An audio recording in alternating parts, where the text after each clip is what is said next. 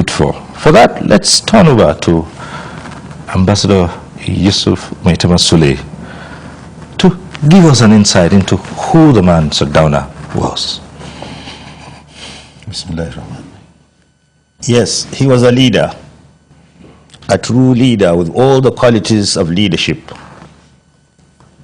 A true leader who led by example. A leader whose leadership was accepted by all and sundry, irrespective of tribe or religion. A leader who led with the philosophy of a herdsman. The herdsman that sacrificed his life, his health, his comfort for his cattle. A leader, a political leader that came into politics to serve but not to be served, to give but not to take. A leader whose philosophy then, if used today, could solve all the problems of Nigeria, political, economic, and social. He was a leader whose leadership cut across tribal, religious, and cultural boundaries. A true leader who led by example.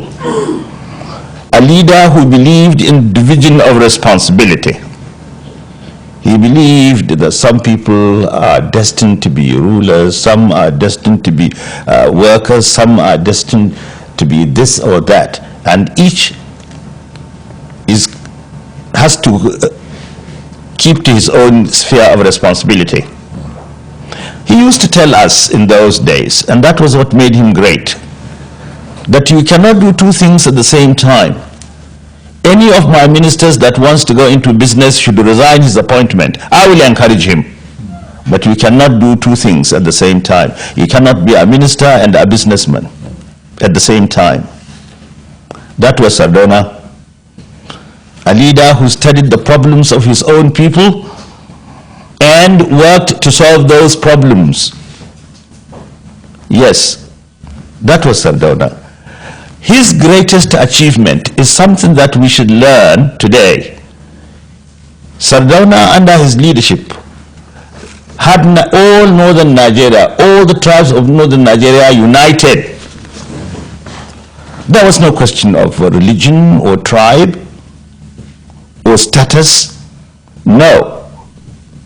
One day, if I may tell you this small story, the Sardauna went to the Kingsway to do shopping.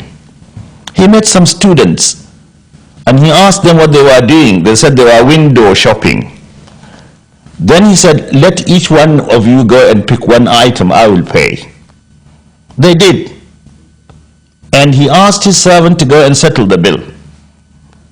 Unfortunately for him, the servant, he asked one of the boys, where do you come from? What tribe are you? When Sardauna heard this, he said, don't ever ask such questions. He is my son. It doesn't matter where he comes from. I am his father. If you ask such questions again, I will dismiss you. That was Sardauna. In those days, people in the north did not call themselves by the names of their tribes or religion. They were all Yang Ariwa, northerners.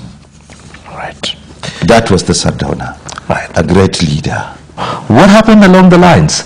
Today, are there cracks? Are there no cracks? How did the cracks come about? Could we sit back today and say the Ariwa that the Sardauna talked about is the Ariwa today? No. Today, we are no longer what we were. What is happening today is not in our character. The norms and values left by Sardauna and our founding fathers are no longer with us. They are not with us. Today,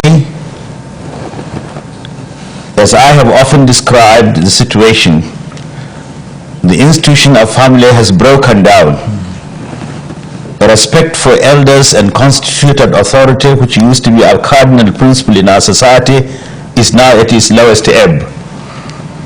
Honesty, where it does not pay, has become meaningless. Symptoms of revolt loom large in the horizon.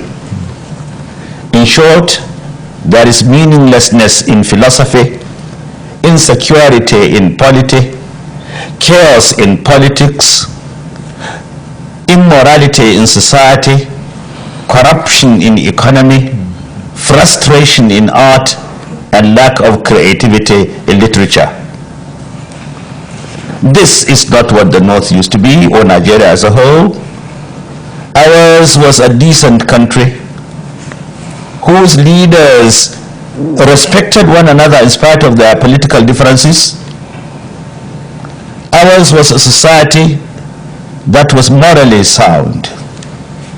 It was a society in which all of us were our brother's keepers. It is not the same today. Perhaps some people say we have been brainwashed by our erstwhile colonial masters. It is true to a certain extent, but we are to a very large extent to blame, because we are masters of our fate. We should be captains of our soul. Today, as I have said, we are no longer ourselves. Our cultural values have been thrown overboard. If a people lose their culture, and Sardauna was a man of culture, and that was why he organized the annual cultural festival. It started from the north. Today we are trying to abandon our culture, and culture is the identity of the people. People often mistake culture as mere dancing and singing. It is much more than that. Culture is the customs and costumes, the characters and the characteristics, the manners and mannerisms, the philosophy and the ideology of our people. Culture is the totality of a people's experience. Culture is the way of life of the people. Sardauna in those days adhered to the culture of the people. We had an identity. We had respect for one another. Our society was morally sound. There was little corruption, and so on and so forth. However, in spite of the ugly picture I have painted, I believe we can still get out of the woods. I am not a pessimist, I'm an optimist. I believe that if we can revive the glory of the past by reminding us of the good achievements, the success of the Sardauna and his like. If we recall what the Sardauna did and emulate his example, we can certainly revive the glory of the past. Right. I'm glad to say, under the present political dispensation, with some of the leaders determined to revive that glory, I am beginning to see a light at the end of the tunnel. I do hope the struggle will continue.